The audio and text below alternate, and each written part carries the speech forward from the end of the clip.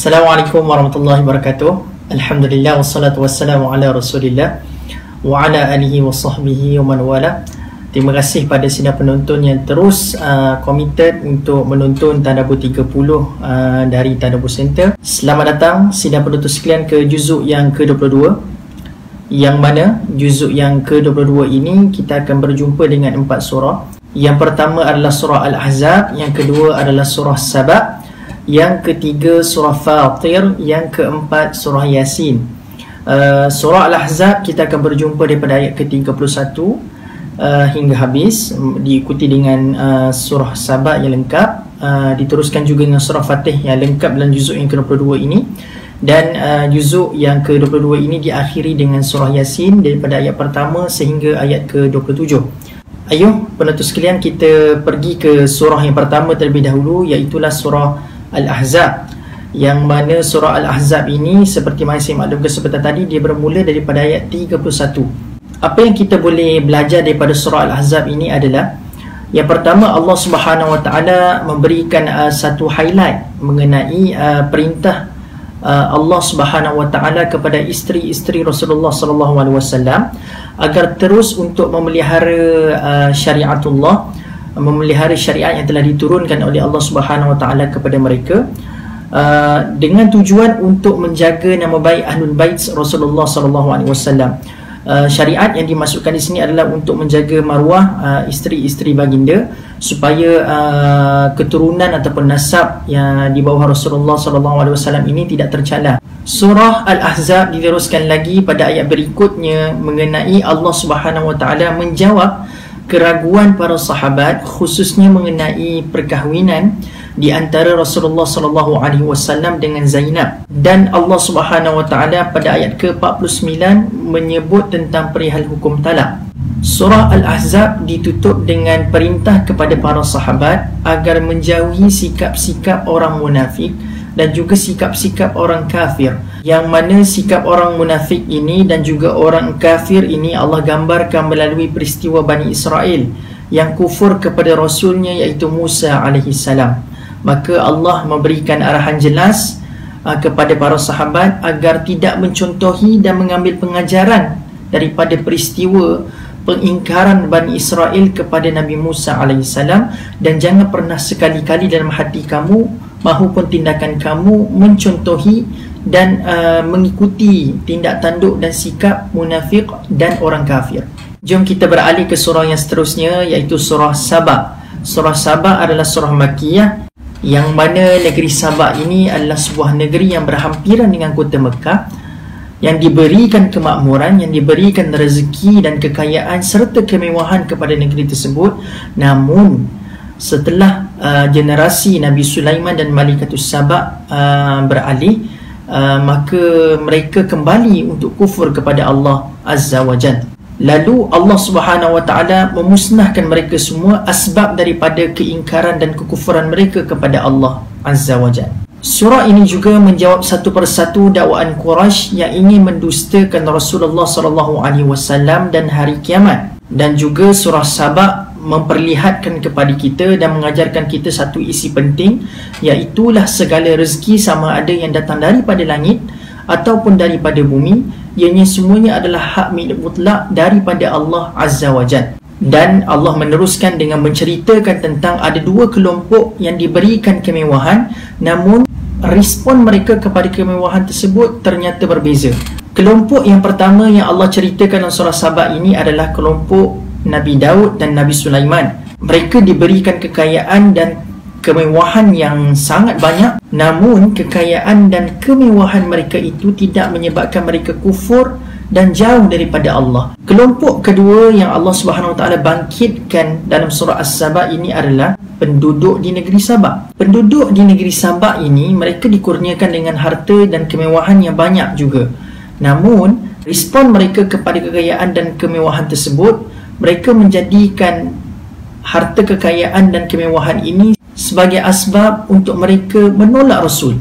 Yang menariknya dalam surah Saba ini, setelah Allah memberitahu tentang mereka ini menjadikan harta kekayaan dan kemewahannya itu sebagai satu asbab untuk menolak Rasul, Allah Subhanahu Wa Taala pada ayat yang ke-45, Allah menceritakan kekayaan mereka dan kemewahan mereka ni nak dibandingkan dengan umat terdahulu, tak sampai 1/10 pun kekayaan mereka. Mereka merasakan mereka dah mempunyai kekayaan yang banyak, namun pada ayat ke-45 Allah menghentam mereka. Allah bagi tahu kekayaan kamu nak dibandingkan dengan umat terdahulu jauh ketinggalan. Namun kenapa dengan kekayaan dan kemewahan yang aku berikan kepada kamu, kamu jadikan sebagai asbab untuk terus kufur ingkar kepada Allah Azza wa Jalla. Ironinya surah Saba ini, surah ini berakhir dengan Allah menceritakan Quraisy meneruskan siri kebiadaban mereka untuk mendustakan hari kiamat. Seolah-olah macam sama penutup dan pengakhiran dalam surah Saba dengan surah sebelumnya, iaitu surah Al-Ahzab. Surah Al-Ahzab Allah memperingatkan para sahabat jangan mencontohi sikap orang munafik dan kafir. Manakala surah Saba ini pula Allah menceritakan antara sikap orang yang munafik dan orang yang kafir adalah mereka sentiasa biadab dan sentiasa terus-menerus mendustakan hari kiamat. Jom kita beralih ke surah yang seterusnya, iaitulah surah Fatir, yang mana Fatir ini bermakna menciptakan. Kita akan dapat berjumpa dengan perkataan Fatir ini pada ayat pertama surah ini, yang menggambarkan Fatir ini adalah yang menciptakan.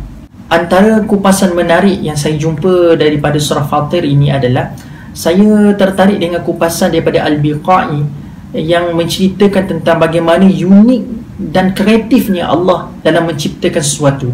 Tidak dapat dinafikan perkara yang kat dunia ini kita dapat lihat dah, tapi Al-Biqai membawa kita kepada untuk melihat ciptaan Allah dalam akhirat, dalam syurga dan neraka. Iaitulah apa kata Al-Biqai. Al-Biqai mengatakan, first kali tengok syurga, yang mana syurga yang akan didiami oleh orang yang beriman kepada Allah Azza wa Jal. Mereka ini akan duduk di dalamnya selama-lamanya. Bayangkan kalau kita duduk dalam sebuah tempat yang kita duduk dengan dalam satu tempoh yang lama kelamaan kita akan rasa bosan, kita akan rasa boring. Tapi Allah Azza wa Jal menggambarkan syurga ini, aku yang ciptakan syurga, dan kamu akan dapati dalam syurga ini perkara yang penuh dengan kepelbagaian. Walaupun kamu duduk lama dalam syurga dan kamu akan duduk di sana selama-lamanya, Allah menjamin kamu tidak akan pernah rasa bosan, kamu tidak akan pernah rasa boring, kerana aku ciptakan syurga dengan penuh keunikan dan penuh kepelbagaian agar kamu tak rasa kebosanan itu. Namun jangan kita terlupa, di neraka juga Allah Subhanahu Wa Taala juga kreatif dalam menciptakan sesuatu yang berada dalam neraka. Bayangkan sidang penonton sekalian, kalau hari ni kita cubit kita punya tangan, kita rasa inilah kali pertama kita kena cubit, kita akan rasa macam itulah perkara yang sakit buat kita. Namun kalau setiap hari kita dicubit di tempat yang sama, kita akan mewujudkan self immunity yang ada dalam diri kita. Maka kita akan katakan, aku dah biasa dah kena cubit. Maka kita tak rasa macam benda tu sangat menyakitkan. Walaupun dia menyakitkan, tapi ia tidak sesakit macam kita kena kali pertama dulu. Dan begitu juga Allah gambarkan pada ahli neraka. Mereka sangkakan bila mana mereka dihumban ke neraka Allah Subhanahu Wa Taala, dan bila mana kulit mereka dibakar oleh Allah Subhanahu Wa Taala, mereka expect mereka akan kalis daripada api neraka itu. Bila mana kali kedua, ketiga, keempat mereka dibakar. Kali pertama dibakar, maka luruhlah kulit-kulit mereka, mencairlah kulit-kulit mereka. Namun bila Allah tumbuhkan balik, bila mana Allah ciptakan balik kulit mereka untuk diseksa berterusan, maka Allah Subhanahu Wa Taala pasti tidak akan menciptakan kulit yang sama. Sebab kalau kita katakan kulit yang sama, barangkali ahli neraka ini mereka akan katakan mereka dah kalis daripada seksaan itu.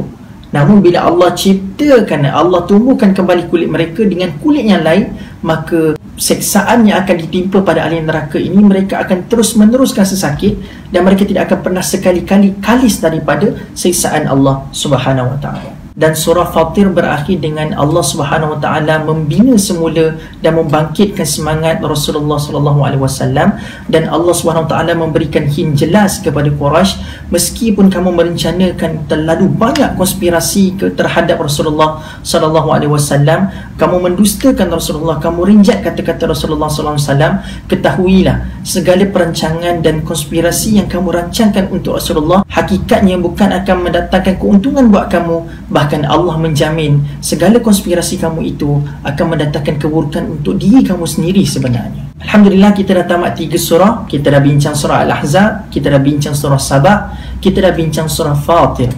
Maka kita akan pergi pada surah yang terakhir sidang penonton sekalian, iaitulah surah Yasin.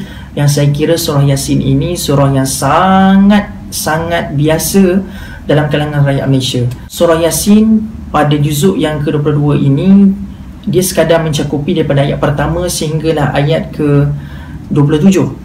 Maka kita tidak akan berjumpa dengan keseluruhan surah Yasin. Menariknya, walaupun sampai pada ayat ke-27, namun terlalu banyak pengisian yang kita boleh dapat daripada surah Yasin sampai ayat ke-27 ini. Apa yang kita boleh belajar daripada surah Yasin, tuan-tuan sekalian? Allah Subhanahu Wa Taala pada permulaan surah Yasin, Allah membangkitkan ataupun Allah memperingatkan kita tentang keagungan Al-Quran. Sebab itulah kita akan berjumpa pada awal surah Yasin, Yasin wal Quranil Hakim.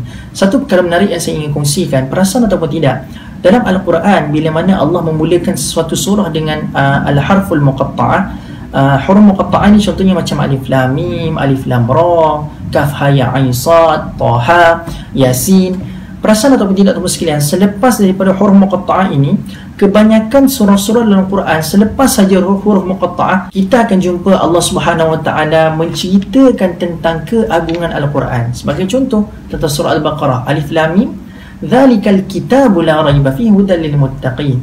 Taha ma anzalna 'alaikal qur'ana litashqa. Yasin wal Qur'anil Hakim innaka laminal mursalin. Yang antara fakta menarik yang kita boleh dapat daripada Al-Quran, selepas saja huruf muqatta'ah, kita akan jumpa Allah menceritakan tentang keagungan Al-Quran. Dalam surah Yasin juga, selepas Allah Subhanahu Wa Taala menceritakan tentang keagungan Al-Quran, Allah Subhanahu Wa Taala bagi tahu ada 3 jenis arah petunjuk yang akan sampai pada manusia. Yang pertama adalah daripada atas, yang kedua datang daripada belakang, yang ketiga datang daripada depan.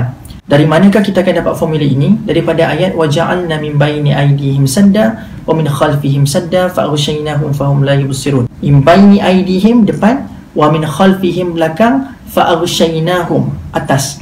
So idea atas, depan dan belakang ini Allah SWT rakamkan dalam ayat tersebut. Apakah atas, belakang dan depan itu? Atas adalah simbolik daripada ketinggian wahyu ataupun petunjuk yang datang daripada wahyu. Belakang adalah simbolik daripada sejarah ataupun petunjuk yang datang daripada sejarah. Depan adalah simbolik kepada benda yang kita lihat, iaitu alam, iaitulah petunjuk yang datang daripada alam. Al-Quran, sejarah dan alam. Perasan tak, surah Yasin kalau kita baca, kita akan berjumpa Allah SWT membawa kita kepada fasa-fasa ini, yang mana Allah memulakan dengan fasa atas terlebih dahulu, wal Quranil Hakim innaka laminal mursalin ala siratim mustaqim. Selepas habis Allah menceritakan tentang keagungan Al-Quran, maka Allah pergi pada fasa yang kedua, iaitulah petunjuk yang datang daripada belakang, wa min khalfihim, iaitulah sejarah. Yang mana juzuk ke-22 ini at least sempat mencakupi fasa kedua dalam surah Yasin. Sebab fasa pertama itu datang daripada atas, Al-Quranul Karim. Yang kedua datang daripada belakang, iaitulah sejarah, yang mana Allah Subhanahu Wa Taala merakamkan sejarah 3 orang rasul, yang mana kita akan jumpa pada ayat ke-13, wadrib lahum mathalan ashabal qaryati idh ja'ahal mursalun. Ini adalah permulaan ayat yang menceritakan tentang khalfihim, daripada belakang, iaitulah sejarah. Apa yang dibincangkan dalam fasa kedua ini? Allah menceritakan tentang 3 orang rasul yang cuba berdakwah kepada ashabal qaryah.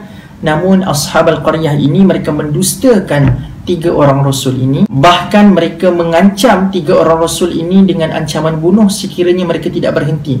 Qalu inna tatayyarna bikum la illam tantahu lanarjumannakum wa liyamassannakum minna adzabun alim. Lalu Allah Subhanahu Wa Taala mendatangkan ada satu lagi babak hero yang muncul dalam surah Yasin, khususnya dalam juzuk ke-22 ini, iaitulah yang disebut dalam ayat waja'a min aqsal madinati rajulun yas'a qala ya qaumi tabi'ul mursalin, iaitulah datanglah seorang lelaki daripada ujung kota yang membenarkan imannya dan mengajak ashabal qaryah untuk ikut 3 orang rasul ini. Lelaki daripada ujung kota ini meneruskan dakwahnya dengan begitu rancak sekali, namun akhirnya Allah Subhanahu Wa Taala merakamkan dia juga mati syahid, dengan Allah menggambarkan dalam ayat yang begitu indah. Allah gambarkan kematiannya, qila dakhulil jannah qala ya laita qaumi ya'lamun. Ayat yang saya bacakan tadi membuktikan betapa sayangnya lelaki ujung kota ini kepada ashabal qaryah tadi. Di dunia dia berusaha keras untuk menyelamatkan ashabal qaryah, Namun bila mana Allah mengatakan kepadanya dan mengatakan kepada kita yang membaca qila dakhulil jannah, dia telah masuk dalam syurga. Hatta dia telah masuk dalam syurga pun dia sedang berkata lagi, alangkah indahnya wahai ashabal qaryah kalau kamu tahu apa yang aku dapat di syurga sekarang disebabkan aku beriman dengan 3 orang rasul ini.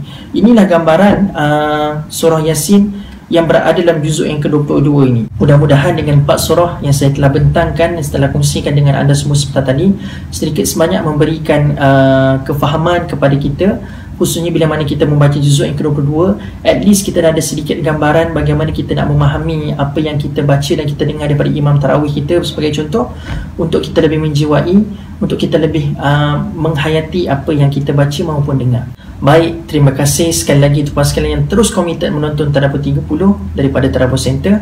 Minta maaf atas segala kekurangan. Aku qauli hadza wa astaghfirullahal azim li wa lakum. Assalamualaikum warahmatullahi wabarakatuh.